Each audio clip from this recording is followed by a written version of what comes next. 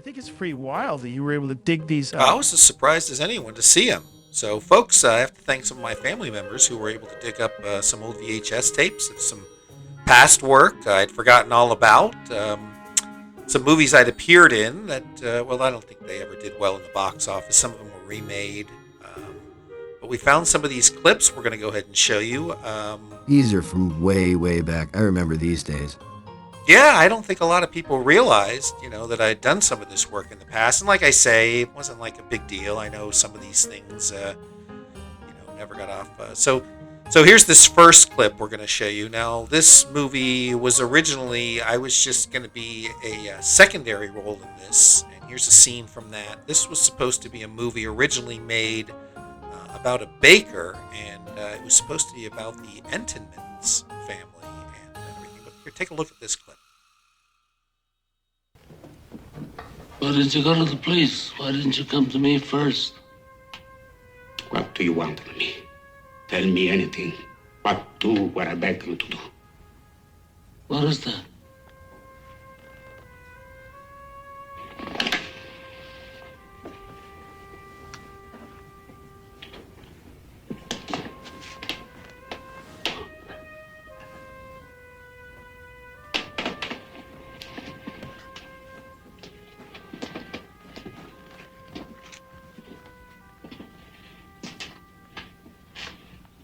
That I cannot do. I'll give you anything you ask. We've known each other many years, but this is the first time you ever came to me for counsel, for help. I can't remember the last time that you invited me to your house for a cup of coffee. Even though my wife is godmother to your only child. But let's be frank, you never wanted my friendship. And you were afraid to be in my debt. I didn't want to get into trouble. I understand.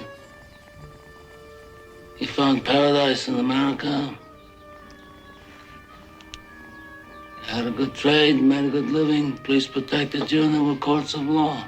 But you didn't need a friend like me. But now you come to me and you say, Don Corleone, give me justice.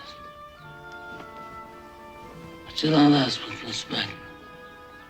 You don't offer friendship. You don't even think to call me Godfather.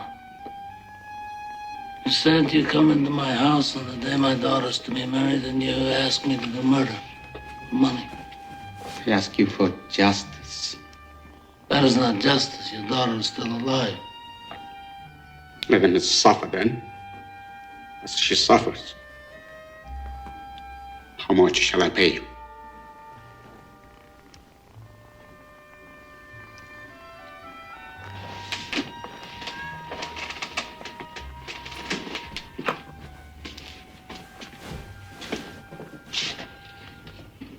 Buonasera. Buonasera. What have I ever done to make you treat me so disrespectfully? If you'd come to me in friendship, then the scum that ruined your daughter would be suffering this very day. And if by chance an honest man like yourself should make enemies, then he would become my enemies. And then they would fear you.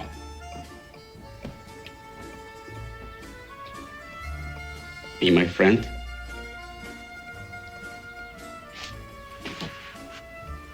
Godfather?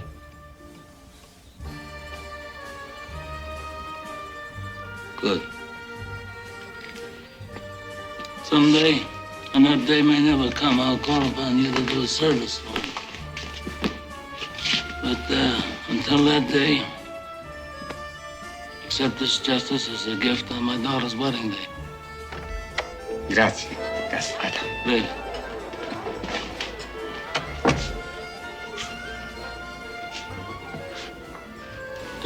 Give this to Clemenza.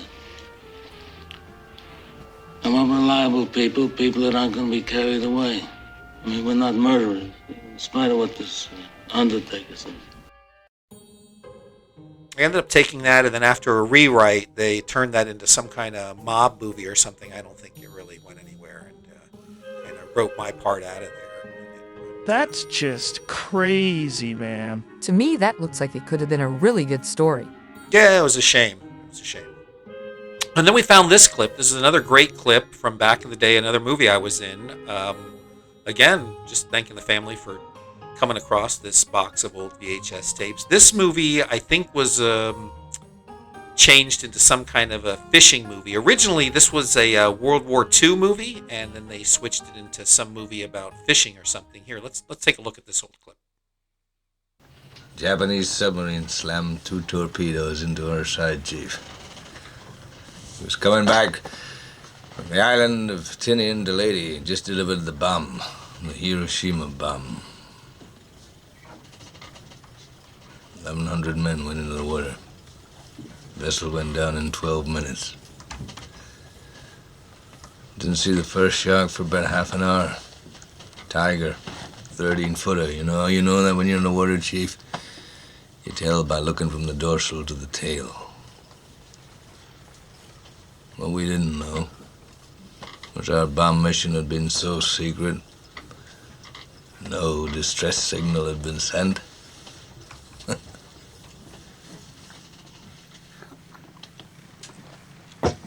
They didn't even list us overdue for a week.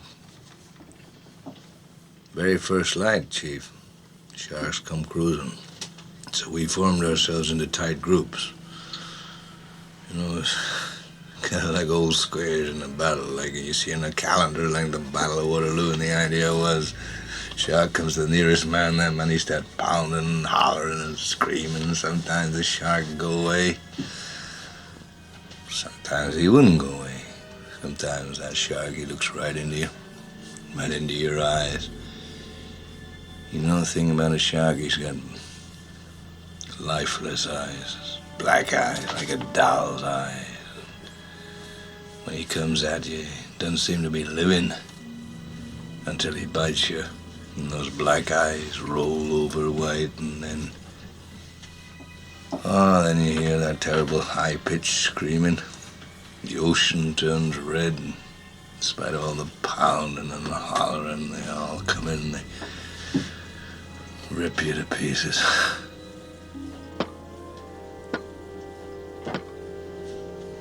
By the end of that first dawn,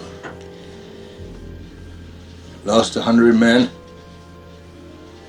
I don't know how many sharks, maybe 1,000. I don't know how many men, they average 6 an hour. On Thursday morning, Chief, I bumped into a friend of mine, Herbie Robinson from Cleveland. Baseball player, bosun's mate. I thought he was asleep. Reached over to wake him up. Bobbed up and down in the water. It was like a kind of top. Upended. Well, he'd been bitten in half below the waist.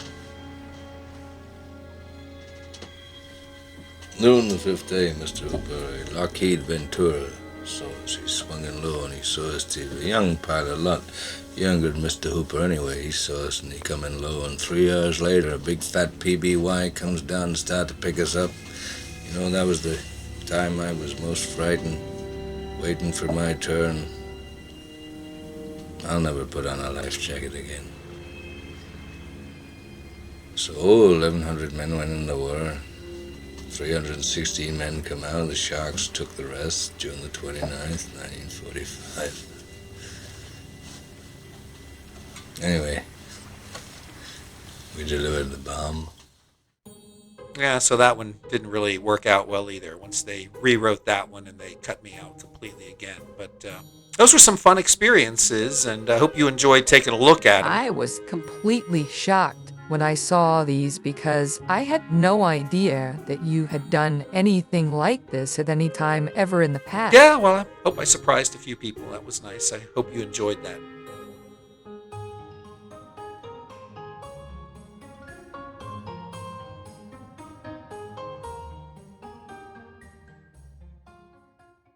Folks, don't forget to send an email to the address in the description to win a free flag. We're giving away one every month. These are handcrafted, hand-painted, completely sourced here in the United States.